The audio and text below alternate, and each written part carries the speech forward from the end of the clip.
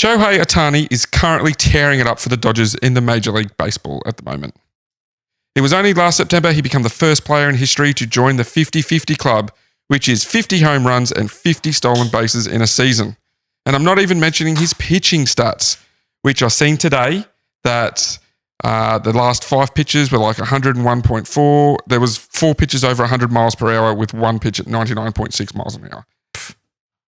Killing it. Peasant numbers. Pathetic. And then I could mention some other massive names from baseball history. Babe Ruth, Randy Johnson, Jackie Robinson, Mickey Mantle, Ken Griffey Jr., just to name a few. But this episode, we 3 Australians who know next to nothing about baseball are going to dive into what some might consider baseball's rogue gallery, a couple of the game's strangest, no, most eccentric players.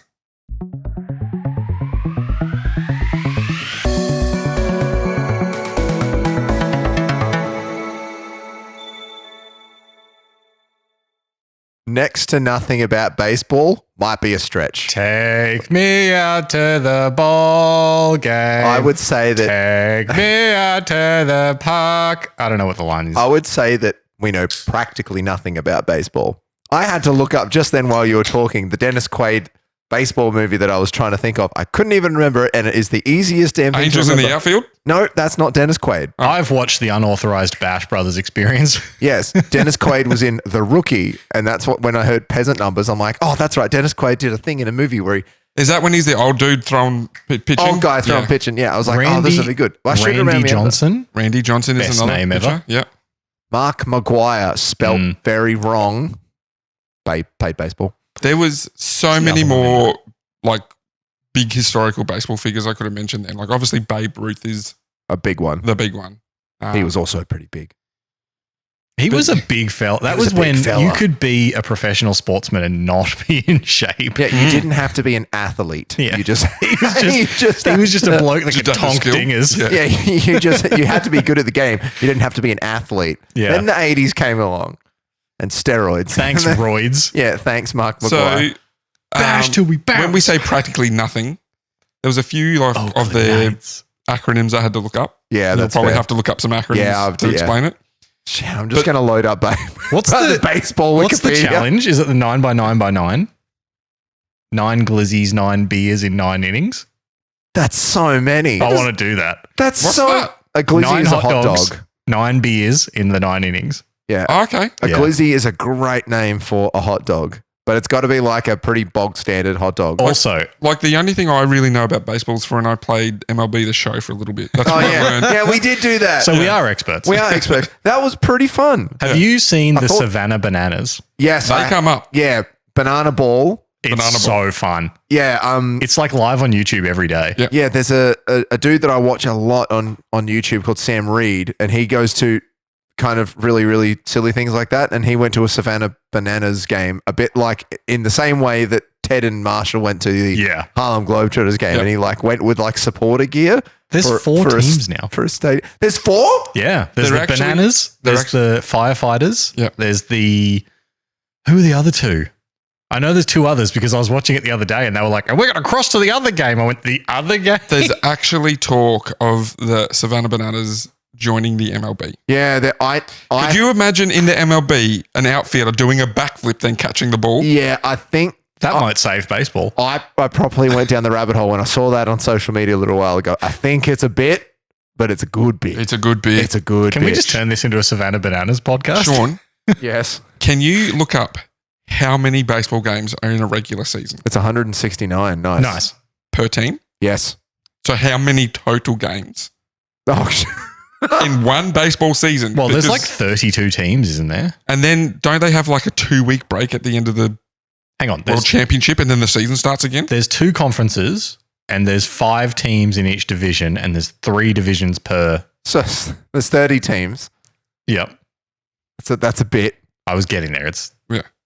15. There's a lot. There's a lot of 15, baseball 15. being played in Yeah. America at all times. It's 5,070 games, not including Oh. playoffs in Can a you- regular season. in a regular season. Imagine keeping up with Yeah, that. they play 5 days a week. Like Yeah. basketball's pretty hard, and it's half that. Like basketball, you Sounds think like to yourself, basketball's soft. yeah, basketball, you think to yourself, oh yeah, like there's 3 games happen already. Crap. The other thing I didn't know, and it's when I was playing Microsoft Flight Simulator, cruising over the states, baseball field Yeah. everywhere. That's why it's called America's Game. Everywhere. America's pastime. That's the one. America's Game is football, isn't it? Yeah. Haha, that's 0.5% about baseball. I So know because I dumb. know it's called pastime. So And I know that now too. let's get into it. Let's get into our first baseball player. These guys all come from the early 90s in baseball's golden era. They call it the golden era of baseball. The early 90s? Like the 1900s. Oh, early 1900s. I was going to say the 1990s Sorry. is the I was golden about to say, period. That's not that long ago. The early 90s was the NBA's golden period. No, sorry, the early 1900s, the golden era of baseball. And we're going to start with the two-way slugger. Nice. Ooh, nice. Art Shires from Italy. Mamma mia. Italy, Texas. Mamma mia. Oh. There's a town in Texas called Italy. Yeah. Mamma mia. and Y'all. Paris. There's also a Parthenon in Texas, man. And then we have Texas in You Queensland. know there's a Melbourne in Florida? I have heard of that. There's also a Brisbane Mm. somewhere. I think it's near Chicago. Yep. You know there's a New York over there too? Yeah, wow. So he was born in 1907 and he was one of 9 children to Josh and Sally Shires. He played baseball for his high school team, even trying out for the Washington Senators, but wasn't signed. Was that a failed political career or? No. At some point, do you want to get your athletics hat? Because that'll go well. Oh yeah. Yeah, go get your I should do athletics that right hat. now. You continue. I'll go get my hat. Cool. Are you going to continue or do you want to take a unlicensed jazz break? No, No, continue. Okay. I'm sure he can hear. I'll just wander through everybody's cameras. Okay. After graduation in 1926, at age 19, his professional career began with the Waco Cubs in the Texas League. Ooh. During this time, he assumed a fake identity of Dana Prince. Isn't that Wonder Woman?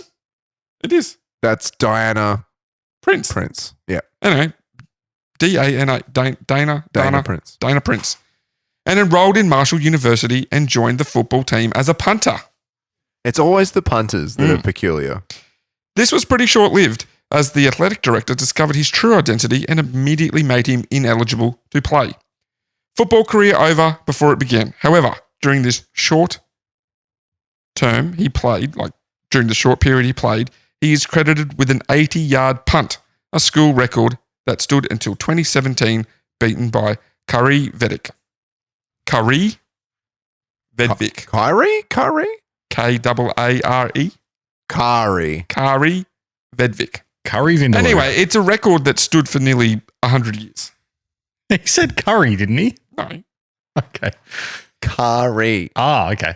In, I was off camera. I didn't know. in 1928, for the Waco Cubs, his batting average was .387, It's not bad. with 11 home runs in 108 games. And on July 31st, his contract was purchased by the Chicago White Sox. Not great. That's not bad. No, the 11 in 108. 11 home runs. Yeah. The batting average of 387. Do you know what it guess, means like- when they say 387? Yeah. People. 0.387. If one is you hit the ball every single time, 0.387. Yeah. Because I know that baseball is considered like the hardest sport to play well. Like hitting a home run is one of the hardest things to do. So I looked it up. They consider a batting average over 300 is excellent. Between 200 and 300 is average. I always found it funny that they refer to it as 300, 400, 200. But it's 0.3. They could just call it over 0.3. Yeah. But they don't. No, too hard to understand. Because I remember I used to get confused, like, over 500. I'm like, 500? That's 50%. It's funny because in the NFL, they do the 0.5. Yeah. Like they show win percentages as points. Yeah. Yeah. So yeah, it's how many times they get a hit type of thing. So for every at bat. Making his major league debut for the White Sox as a first baseman on August 20th, 1928 at 21, he delivered 4 hits in 5 at-bats off future Hall of Famer pitcher Red Ruffing. Is it fair to assume that our listeners know what first base is? Probably not. You want to tell them what first base is then? Okay. Imagine yourself looking at a diamond. Picture Baseball. yourself looking at a...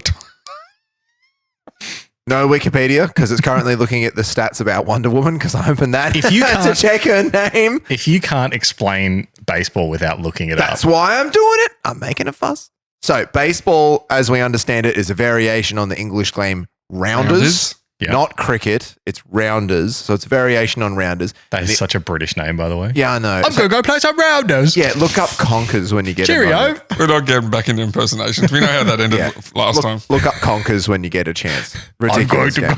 I was meant to be Arnie. Anyway, enough of the impersonations, or the moderator is going to... Anyway, baseball. Variation on the British game rounders. The idea is to hit the ball, and every time you hit the ball, you have to run. Much like tip and run cricket or Vigoro. Unless... Shout out Sean for the Vigoro reference. Yeah, Thank shout you very out the much. Vigoro reference. Shout out for the tip and run. Unless it's a foul ball. Yes, that's going beyond the concept of the basics of baseball here.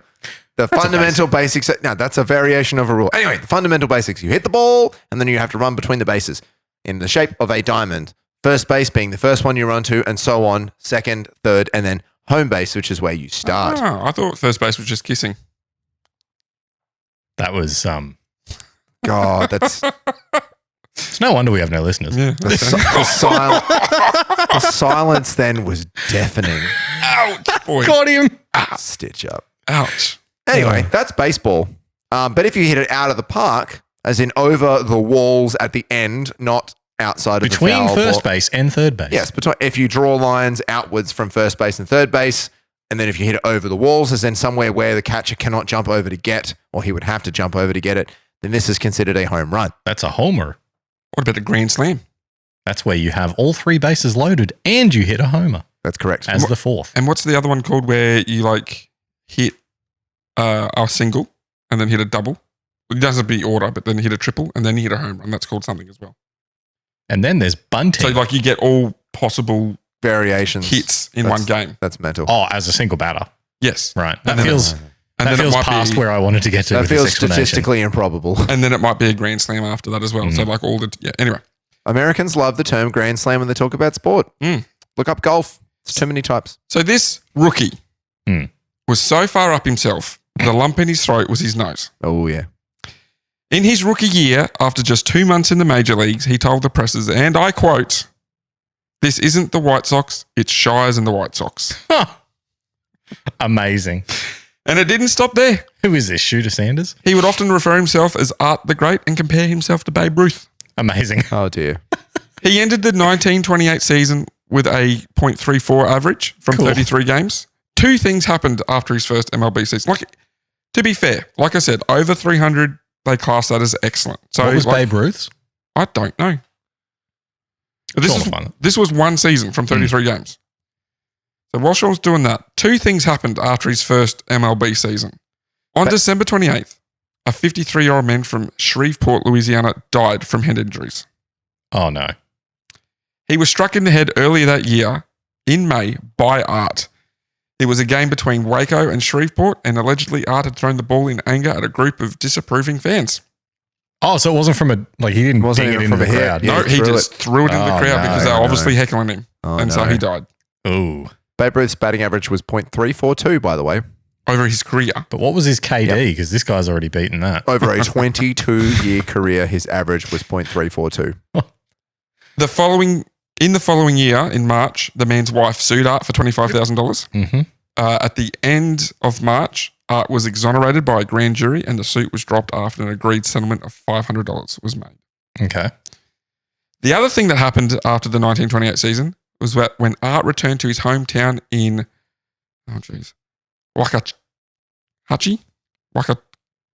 whatever that is in Texas. Waxahachie? Are you trying to say... Now I can't say it. I know this. I know it.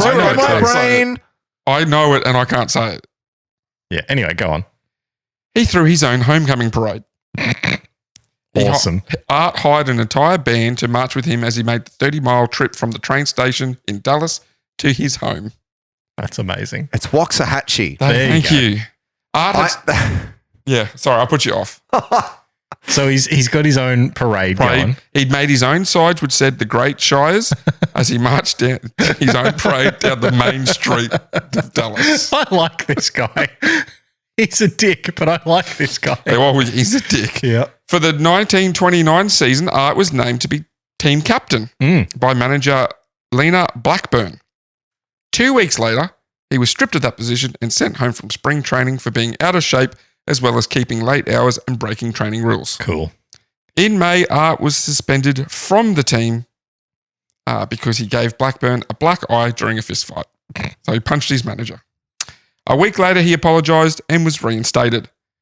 Art and Blackburn would fight multiple times throughout the season, with Art being suspended 3 more times, and it was thought that he would be fired over the altercations, but it actually was Blackburn who lost his job at the end of the season, with Art finishing the season with a batting average of 3.312, 3 home runs and 41 runs batted in. Still not like setting the world on fire. He's not. Yeah. Just for those that might have noticed or might have been interested, a manager in baseball is not the team manager. It's actually the coach, much like in football, English football. Except one amazing thing about baseball is the goddamn coach wears the uniform the same as everybody else, and it's great. That is good. It's cool. Yep. I love seeing baseball managers go nuts. Yep, going nuts, and they have to wear the same uniform as Screaming at umpires. everybody else. Remind me when I finish this, dude, to go back to you're talking before, looking at video, like people on social media. Yeah. I've got a few people to reference. Hell yeah. In December of 1921, Art became a different kind of slugger. He had his first boxing match, Sick. knocking out an unknown fighter in 21 What is seconds. he, a slightly irrelevant NRL player? Yeah, I was going to. Is this Paul Gallen? Well, his first fight finished 21 seconds, knocked him out. He lost his next fight and then was suspended after his boxing manager was caught offering money to future fighters to lose upcoming bouts. Cool. Baseball Commissioner Ken Saw Mountain Landers, that's a name, ruled that any player engaged in boxing could consider himself retired from baseball as the two activities don't mix. That was his words. That's fair. Art was then traded a few times to different teams, spent some time in the minor leagues with the Brewers and performed well for them, which led him to return to the major leagues, only to get injured, and when returning from injury, failed to perform, which led to him being dropped back to the minors until he retired in 1935. During one of the minor league games, Art was heckled by a fan. Oh, no. It is reported that he turned on his heel, grinned, and clapped back, "Sonny, if you want to talk to me, you'll have to buy a higher price seat." Wow. I mean, that's not bad. That's a pretty good comeback. That's a good comeback. That's a good comeback. That's a good comeback. After retirement, Art announced plans to make a run at the heavyweight boxing title. It didn't last. He was knocked out in the second round of a fight with Sid Hunter, who wasn't even the title holder at the time. There are some articles that say Art then became a wrestler in the Texas circuit, but I couldn't really verify any of those claims. This should be a wrestling podcast. Hell yeah, Hell brother. yeah, brother. Art was charged with murder in December of 1948. What? He and another man got into a drunken bar fight. Later, the charge was downgraded to aggravated assault, and a jury found him guilty, and he was fined $25. Wow. Wow. So yeah, the man ended up dying from From his from injuries. the bar fight. Yep. Which So his KD is at 2. That's crazy. Yeah. theoretically these days that would be manslaughter. Mm. Or if you're in South Africa, culpable homicide. Came up yesterday. That was Art Tries. Now, what I said before about YouTube videos and stuff, Yes. my algorithm actually feeds me quite a lot of baseball material. Yeah, I know. So does mine. I get a lot of John Boy Media, who does I recognize that name. recaps. Yeah. Mm. Shout out to him because he doesn't only do baseball. I've seen him do cricket. I've seen him do NRL. He does a lot of sports stuff, which is very cool. I also get a lot of Trevor Bauer. Mm-hmm. He's a pitcher who plays in like the Japanese and Mexico leagues. He's been banned from the MLB because of a previous alleged charge against him, which has been thrown out, and he's still not allowed to go. But he's like killing it in those other leagues as well. Fair enough. Mm. And who's the other guy? He's like a big. I think he's an ex-player. He's a bigger dude, Asian fella. Oh, okay. King of Juco. I get a lot of King of Juco videos as well, which he does like a lot of challenges with Trevor Bauer, like getting people to hit him. He does like different bats hitting stuff. He's done like a cricket bat type. He's done an out bat with a cricket bat type of thing like that. Oh, Yeah, I think I've- you sent that to us. Yeah. Yeah, I've seen a guy do constantly doing bat reviews, but all he does is hit homers. Like he's actually just absolutely in a field. Yeah, He's he got like strikes. longish hair. Yeah, I've yeah. seen him too. I don't know his name. Yeah, and he likes cricket bats. But like, I really like his content, but everything's a home run every single time, and that's great. But then he like starts like, oh, that wasn't that good. It's like, okay, we get it. You can hit a ball really far, but like you're going over like how well you hit it when the difference is marginal. And then he's looking at like the distance, like it's a golf review thing. I'm like, okay. And then he loses me. I just talk about the bat. I don't care about how far you hit it. How did it feel when you hit it? Get a lot of I get a lot of baseball stuff, and then there's obviously the Savannah Banana stuff that pops up all the time. It is very funny. Shout out to Sam Reed, who definitely doesn't listen to our podcast, but Sam Reed, the studio review, who got me onto the Savannah Bananas. Our next player, Bugs. Bugs what? Bunny? Bugs Raymond. Bugs Raymond. Yeah. That's a name that needs to come back. Yeah, okay. Bugs. Bugs Raymond is our next player, and it's a bit of a tragic tale. Oh. Arthur Lawrence Raymond was born in Chicago in 1882. From a young age, Art, as he was known then, had a knack for throwing. Pitching or throwing? Throwing. Axes. But not just throwing hard, throwing weird. Okay. Oh, cool. Is this going to be the guy that invented the curveball or something? Not quite. Oh. The ball didn't just go fast, it moved in ways that defied logic. And that's exactly what got him noticed. He eventually picked up the name Bugs, not because he liked insects, but because people genuinely thought he was a little bit off his rocker. Bugs? Bughouse was the term, like a slangy way to call someone eccentric or outright mad. That needs to come back too. And with that, Bugs Raymond. So Yeah. Everybody loves Raymond. He had a wild-eyed look about him, the kind you'd see in a man who might strike you out or challenge you to a drinking contest, maybe both in the same hour. Now, Bugs, he threw what was known as a spitball. Gross. Oh, yes. Legal at the time. Yeah. So that involved dabbing some sort of goo, usually saliva or petroleum jelly, on the baseball to make it behave like it had a mind of its own. Bugs was a master of it. His pitches danced, dipped, and swerved so unpredictably that even his own catchers sometimes had no idea where the ball was going. By 1908, after pitching 35 wins and 11 losses with a no-hitter the year before, he had clawed his way to the Cardinals. Bugs had an incredible season, 18 wins with a stunning 2.03 earned run average and ranked 10th in the league. The earned run average is the average runs hit against him in a game. Right. So 2 runs, pretty much. Yeah. Pretty good. Yeah. Bugs was also on the pitching mound 11 times when the Cardinals failed to score. So he could have had a better win-loss ratio. Yeah. Like keeping the other team to 2 runs. But they didn't score anything. His hitters got nothing. So Speaking unfortunate. of that, did you see you probably didn't, maybe you did, but the score between the Orioles and the Rays the other day? No. It was 22-8 to the Orioles. Or Orioles? Doesn't matter. Yeah, but the Penguin. It was 6-0 at one point against them. Oh, really? It was 6-0. Wow. And they won 22-8. Jeez. Baseball's crazy, man. Eventually, he was traded to the Giants under the iron-fisted leadership of manager John McGraw. McGraw was a man who didn't tolerate nonsense. Unfortunately for him, Bugs Raymond was pure nonsense wrapped in a baseball uniform. But he was also brilliant.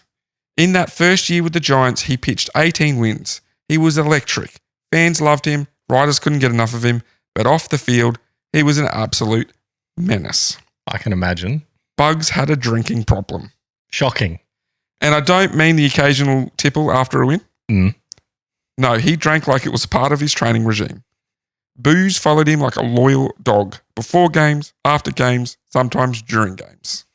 McGraw, desperately trying to keep his golden arm pitcher on the rails, did everything he could think of. He fined him. He tried locking him in hotel rooms. He even hired a private detective to follow him and keep him out of bars. Did it work? I'm guessing not. No. Based on the not even close context of this conversation.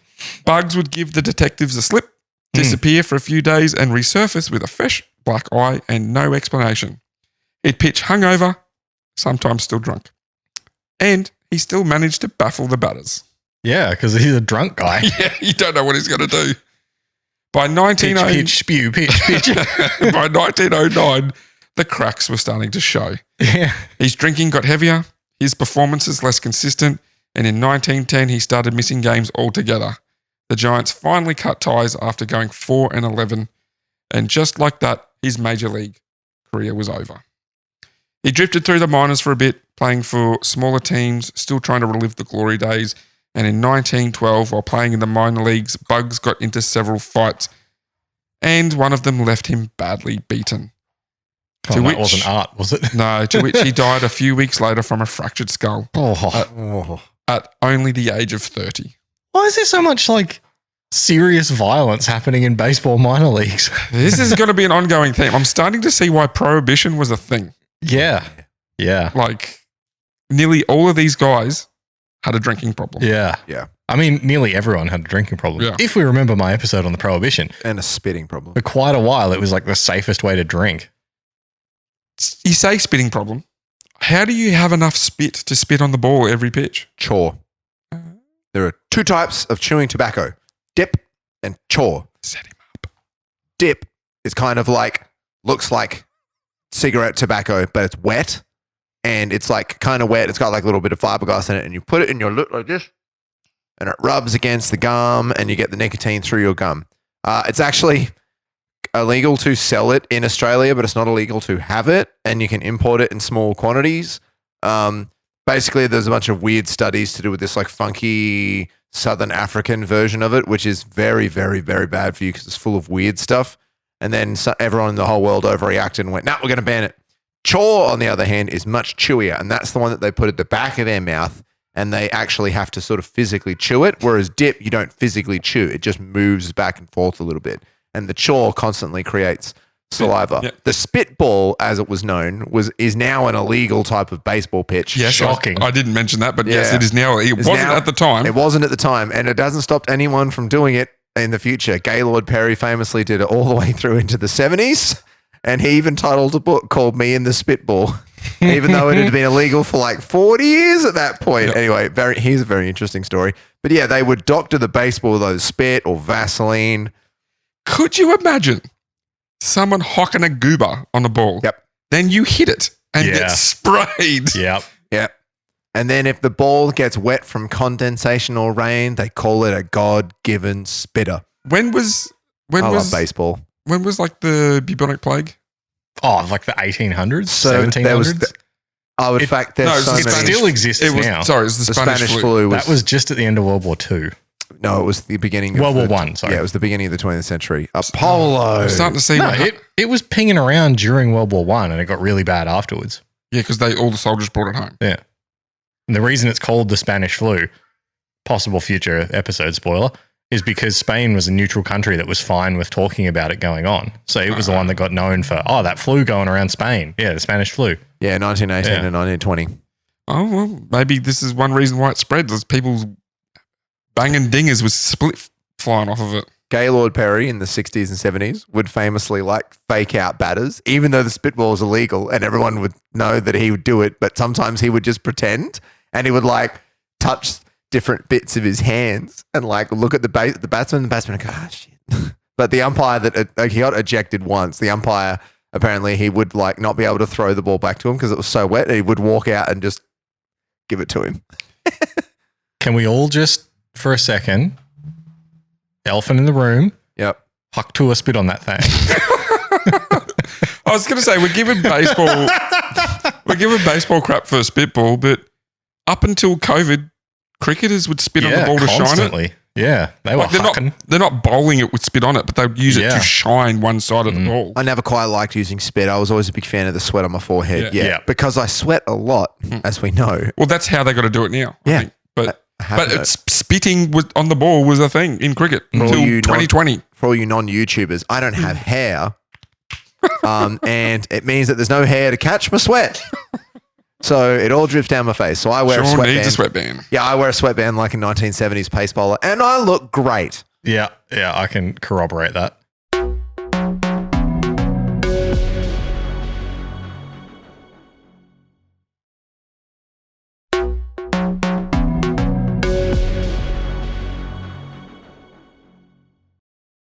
My next title, Yep. Baseball meets Monty Python. Oh, excellent. We're going back to the early 1900s to a He's not man. the Messiah. He's a He very He just naughty boy. tonks dingers. to a man who treated the baseball field like it was a stage and every game like a slapstick comedy show. Amazing. His name was Germany Schaefer. Okay. Germany. What a good first name. He might be the only professional athlete in history who tried to steal first base on purpose. Why is the first photo I find of him holding a very, very large camera? We'll get there. Good. How do you steal first base? We'll get there. Okay. He's wearing 2 gloves in this photo. John, where are we going with this? Monty Python meets baseball. This is where we're going. William Hermann Schaefer, better known as Germany Schaefer, was born in Chicago, 1876. Now, he wasn't German, not officially. Okay. Not official. The nickname comes from his heritage, and at the time, baseball players all had nicknames like Germany, Dutch, or Heine, depending on where your grandparents came from. Ah, yes, from the Heineken factory. Subtlety was not baseball's strong point back then. No. He broke into the major leagues in 1901 and spent most of his career as a second baseman. Mm. He was a good glove, decent bat, but nothing that would have got him into the Hall of Fame on skill alone. Ah, so he decided to go for shenanigans. But what made Germany Schaefer a legend was that he treated baseball like a bloody cabaret act. While other players were spitting tobacco and grunting about batting averages, Germany was performing. He was known to turn up to games with props. He once coached third base wearing a raincoat and was carrying an umbrella like he was expecting a monsoon. Amazing. One time, when the crowd was bored during a rain delay, he put on an impromptu pantomime where he pretended to be a bullfighter taking on an invisible bull. Another day, he pulled a tooth from a teammate with imaginary pliers. I gotta say, get the editing ready. TikTok and the shit. We need more people like this to keep us entertained when we're bored. Get off your phones. Watch this man do stuff. this is literally the Savannah Bananas. Yeah, but in what year was it again? The 30s? 1901. 1901. yeah, the pre-wars. Let's talk about the infamous backward base stealing incident. Mm. The story goes that in a tight game, Schaefer was on first base with a teammate on third. Hang on, what? He was on first base. He was on first, Yeah. teammate on third. Now, the play is that from first, he would steal second, which would make the pitcher throw to second, allowing third base to steal home. Mm-hmm. That's the standard play. Schaefer steals second, easy. Pitcher didn't bite. Right. So now the double steal play is on. So he wants to distract the catcher so the guy on third can sort, like I said. So what does he do? Runs back to first. Yep. So quickly thinking, or possibly not thinking at all, he decides to run back to first base on purpose. He sprints the wrong way around the bases, yelling and waving his arms like a madman. Like I said, the idea to force a play to make the catcher throw. Look at me. Yep. Yeah. Can you do that? Well, you might not believe, but this wasn't an illegal play at the time. Right. There was no rule against running backwards on the bases. After Schaefer pulled this stunt and a year later tried it again with less success, I think he got thrown out or the other guy got thrown out, the league went, right, we should fix that. Yeah. And they introduced a rule saying a runner cannot retreat to a previous base to confuse the defense. Germany Schaefer caused an actual rule change in baseball because he broke the sport with slapstick comedy. That's impressive. But he didn't stop there. Okay, good. He once brought a megaphone to coach from the dugout, shouting instructions, cracking jokes, and taunting the other team like a one-man sports talk radio show. That's probably what you can see, like the camera, the giant camera. Maybe it's like a large megaphone. It's an enormous, large format camera. Yeah, right. And he's holding it. And the man in the background, he's looking very serious. I know the photo you're talking of. And the guy in the background is wearing a bowler hat and he's laughing. Like, quite clearly laughing. Another time, he announced his own at-bats as he walked to the plate, bellowing, now batting the one, the only, the magnificent Mr. Schaefer. You might be thinking, this guy, is he a ball player or is he a stand-up comic? Well, he was in the off-season. Schaefer would hit the entertainment circuit, performing comedy routines and telling baseball stories on stage. He toured with Wallace Berry, who later became a Hollywood star. I don't know what Wallace Berry is in, but that's maybe something. What's the deal with dugout food? Nice. You might think this kind of behaviour would annoy his teammates. Nah, man. Nope. That'd be awesome. Nope, most of them loved this guy, including Ty Cobb, who was notoriously competitive and known to be a bit of a grumpy bastard. He tolerated Schaefer's antics. One of Schaefer's managers said you could fine him and he'd pay it, but he'd make you laugh while you were writing the ticket. A lot of fines getting thrown around in baseball. So many fines. Sadly, like a lot of old ball players, Schaefer's story doesn't end in triumph. He left the majors around 1918 and died the following year at just 43 years old from tuberculosis. Yeah. I mean, at least he didn't get punched in the head. No. Yeah, just TB. But by then, he'd carved out a legacy not of home runs or amazing plays, but of pure, unfiltered entertainment. Just think now, every time someone does some crazy dance celebration after a play or a home run, or even the Savannah Bananas, that's Germany Schaefer's legacy. Nice. Now, I just spent all this time telling you of all the crazy antics he caused. I just want to leave you with this. Although, like I said earlier, he didn't have the greatest stats in the game, it is said and well known that he did have a very sound baseball mind. Like he was very switched on for the game and plays and stuff like that. Also, he did change his name from Germany to Liberty in 1917, and you can probably guess why. Yeah, most likely. Yeah. WW1. Dub-1. The Great War. In reference to your singing of the song before. Take me out to the ball. Yep, sung by Come on, man. Gene Kelly or Frank Sinatra, one of them. Was Frank Sinatra sung it? This guy inspired the movie Oh, right. Take Me Out to the Ballpark, the ball game. Germany Yeah, Schaefer. Germany Schaefer inspired Nice. the movie Take Me Out to the Ball game. I didn't include that. I left that one for you. Field Sean. of Dreams is a baseball movie, right? Yes. Yeah. That's- Yes, build it and they will come. Yeah, I couldn't remember if it was baseball or football. It's baseball. I remember watching Angels in the Outfield as a kid. That's a good one. Mm. That's a really good one. Christopher Lloyd. Yeah. Great movie. What's the one where the kid falls on his arm and gets like a super rocket arm? Sandlot? No. It's like a real young kid. He's like 9 or 10 and he's throwing like 100 miles an hour. Oh, I don't remember. And then it's the one where it's like, pitch has got a big butt. Was it because he then loses, he falls on his arm and loses the ability to pitch. Like Mike. Could be. No, that's baseball. I mean basketball. That's the basketball one. So I thought he would bite. So he loses the ability to pitch, and this is like the playoff game, and he's pitching. So he's got to do all these trick plays. Like he's got the bag of flour while the first base still has the ball, and it's the one where he's like, pitch has got a big butt. That's where that comes from. I don't know what that one's called. Nobody in this room has an idea what you're talking about. The movie is called Rookie of the Year, I believe. That's it tells it. the story of Henry Rowan Gardner, a young boy who, after breaking his arm, discovers he can throw 100 miles per hour. He gets signed for the Chicago Cubs and becomes a pitching sensation. Cool. Yep. Baseball movies. The Last Man, the Human Tornado. Let me quickly paint a picture of the mind of this man, Rube Waddell. Ah, that's a good name. You've never I've never heard of a bad Rube. Imagine you're in a packed baseball stadium in 1904. Picture yourself watching a baseball game, yeah? Mm-hmm. Your star pitcher has just struck out 2 batters with absolute precision. The crowd is roaring. The third batter steps up. Just then, a fire truck siren wails in the distance. You look in the direction of the siren, then back to the pitcher's mound. But there's no pitcher.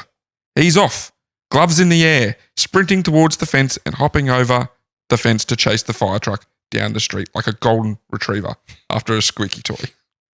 Okay. Is he a firefighter? No. Oh. George Edward Rube Waddell was born in 1876 in rural Pennsylvania, one of 6 kids in a farming family. And from the get-go, he was a little different. Seems it. There's a story that when he was 3 years old, he just walked off one day. It was either from his house or from a picnic. Family had no idea where he went. Days later, they find him playing with the firemen at the local firehouse. Cool. The firemen apparently just adopted him like a pet and they were just looking after him. This kid showed up. Oh, well, guess he lives here now. Yeah, he just lived with the firemen for a couple of days. He was left-handed and strengthened his arm as a child throwing rocks at birds. Oh. He didn't go to school very often. Instead, as a youngster, worked in mining and drilling sites. So he's a FIFO worker. yeah, black lung. Back lung. Now, don't get confused. Rube Waddell was a freakishly talented pitcher, and he threw heat. Right. There's no like numbers or anything like that because I don't think they had speed cameras. Yeah. He made his major league debut in 1897 and by the early 1900s, he was the strikeout king. In 1904, he struck out 349 batters in a single season, Wow. a record that stood in the American League for over 60 years, and it remains 6th on the modern day list. Wow. This was unheard of at the time. Rube led the league in strikeouts for 6 years in a row. From 1902, I think it was 1907. Mm-hmm. At one point, he struck out 16 batters in a game, 3 times in 1 month. Wow. That's impressive. But this brilliance came with a catch. Much like the others we've looked at so far, Rube was unpredictable. Apart from chasing fire trucks down the street, some of his other antics included showing up drunk or just not showing up at all. And one time, he left the mound mid-game to go fishing. just decided that he had enough You know what? and wanted to go fishing. I'm going to go grab a salmon. Yep. See you. Just like when he was 3, in the off-season, he would disappear for months at a time. Eventually, it was discovered that he had joined a circus. And what was he doing in the circus? He was in a tank wrestling alligators. He would just wrestle alligators in the off-season. That's crazy behavior. Rube ended up playing for Connie Mack's Philadelphia Athletics. Ah, is that the same Athletics that became these ones? I believe it is. It is. Who no yeah, longer the have a Philadelphia home? A's. Yeah. That's why I got you to get the hat. Ah, And Mack was a man who looked like a bank manager. You say he, like, managers wear the uniform? Yes. Connie Mack was a bloke who would wear like a business shirt and tie. Oh, yeah. So like he looked like a bank manager and he managed like a kindergarten teacher. He spent years trying to control Rube. To be fair, he had some success. This is when he got like the 6 years in a row type of thing. yeah. Right? He tried hiring teammates to babysit him. He fined him for missing games. He even tried bribing Rube to stay sober during the season. It sort of worked until someone offered Rube a drink and he said, "Sorry, I can't. I'm on the wagon till October, but I'll see you then." That was Rube's charm. He wasn't nasty. He was just off in his own world. He'd get distracted by shiny objects, puppies, and parades. And the fans, they kind of caught on to how easily it was to distract Rube. Fans would start shaking keys in the stands, which worked. Could you? Yep. He would get distracted by it. They would bring puppies to the game and wave them in the air, and Rube would miss innings because he was in the dugout playing with said puppy. Okay, this guy I couldn't be on the team with. No. There was one crazy year Rube had. Let me go over what happened in that year. It was 1903. It started with Rube being found sleeping in a firehouse in Camden, New Jersey, and then the year ended with him tending a bar in a saloon in Wheeling, West Virginia. In between, like what happened in between? Boy, strap in. Oh, God. He won 22 games for the Philadelphia Athletics, Nice. toured the nation in a melodrama called The Stain of Guilt, courted, married, and became separated from May Wynn Skinner of Lynn, Massachusetts, Skinner. saved a woman from drowning, accidentally shot a friend through the hand, Oh, and was bitten by a lion. jeez. That's a year. That's a big That's year. a big year. That's a busy year. You got some stuff done, Rube. Again, let me reiterate how brilliant this madman was. When he was on, he was on. Mm. He once had an immaculate innings. Mm. That is 9 pitches, 9 strikes. That's impressive. That's an immaculate innings. It doesn't happen often. Yeah. 9 pitches, 9 strikes. He'd also call out his pitches to the batters. Kind of like, I think, did Babe Ruth pitch? No, Babe Ruth No, just Babe Ruth would point. tonked dingers. He would point Oh, where yeah. he'd hit it. Yeah. Mm. But he was doing this pitching wise. He'd be Yeah, like, I'm going to throw this and then strike him out. Yep. He would also sometimes call his infield or his outfield in and make them sit in the dugout and then strike the batter out. So have no fielders out there and just be like, That's ballsy. Fact checker Sean would like to jump in. That was during exhibition games. Okay. Major League Baseball actually prohibits you from playing with any less than 9 members on the field. However, he still did it. he actually did it in a league game once. He got them to sit down on the field and struck them out. Can you imagine being the batter for that moment? Yeah. Just like, I've just got to hit it. I've just got to all I hit it. have to do is bunt it and I'll be fine. Yeah, in a league game in Detroit, Waddell actually had his outfielders come in close and sit down on the grass to watch him strike out the other side, which he did. Amazing. It's so good. I love that. One time it nearly didn't work in an exhibition game. He sent everybody off. He took the field alone with his catcher, Doc Powers, great name, for the last 3 innings. With two out in the 9th, Powers accidentally dropped the 3rd strike, allowing the batter to run to first base. With the next 2 hitters simply pop flies that fell just behind the pitching mound. Despite running himself ragged, Waddell subsequently did strike out the last man. He had to run around and field by himself, but he still did it. An absolute madman. That is actually way more impressive than anything else I've heard today. Yeah. Manic. The end of his career started in 1905. His drinking problem caught up with him, and he was marred with injuries to 1905 and 1906. Rube went through a bunch of benchings, firings, rehirings, and firings again. Ultimately, Rube had a tragic end as well. Oh, no. Once again, his good-natured heart showed when, while helping rescue people from a flood in Hickman, Kentucky, he caught pneumonia, which led to tuberculosis. And he never recovered. He died in 1914 at just 37 years old. Jeez. And in 1946, long after he'd passed, Rube Waddell was inducted into the Baseball Hall of Fame. Rightfully so. And that boy is what I'm like to call the 4 horsemen Of the baseball. Base-Pocolypse. Oh. Of golden era baseball. Yeah, it seems like it. Solid. Man, it sounds like baseball games these days are real boring compared to that. It's all stats and Yeah. averages and fitness. Yeah. Yeah, Shohei Ohtani's never telling his field to come in. This is Hey, why boys, sit down. this is why the Savannah Bananas, I think, are doing, That's why they exist. they're doing well. You know, they're making it a show. It's fun to just sit and watch it for like 10 minutes, but I imagine going to an actual game would be very fun. Yeah. Yeah. The Savannah Bananas don't actually have to win every game too. It's not the Globetrotters. It's not where, no. No, they're just, And It's competitive. and they're genuinely good. Yeah, they're really good players. baseball Like they're players. athletic as hell. I've seen multiple videos of an outfielder backflipping and then catching the ball, or like while backflipping, catch the ball. I saw a guy. There's a guy that plays on stilts, Yeah. Really? Yeah, there's He's- a guy. Yeah, he's like really 3 meters tall, and I've seen him sliding into base. That's awesome.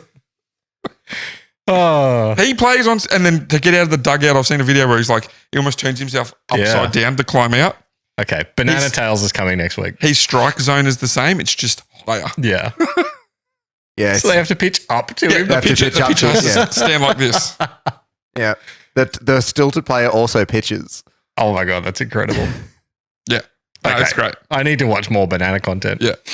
So, Or banana like I said ball. earlier, that's Germany Schaefer's legacy, that Yeah. kind of style of play. Like that's Yeah. what he was all about. Right. Well, great app, boy. Great. Yeah, episode. I really enjoyed it. I'd Like, never heard of any of them. no, that was the plan. I think I'd heard Rube Waddell's name Yeah. before. I've but heard the name. Yeah. yeah. That's a good one. Yeah. But yeah, apparently just an absolute electric pitcher just when he was there. When he was there. Yep. He was there. When he can be bothered to turn up. Someone didn't have a puppy in the bleachers or something Didn't have like keys jingling. I can't A believe rattle. You get distracted by keys. Oh, All right. Classic. whimsical. All right. Great app, boy. Great episode. We will be back in another fortnight with more banana tales. With more banana, probably not more banana tails. Good night. Chiquito. Good night. You've been listening to Cheeky Tales Podcast. If you'd like to see supplemental images related to our episodes or to interact with us about our episodes, hit us up on @CheekyTalesPod on Instagram, Facebook, and YouTube.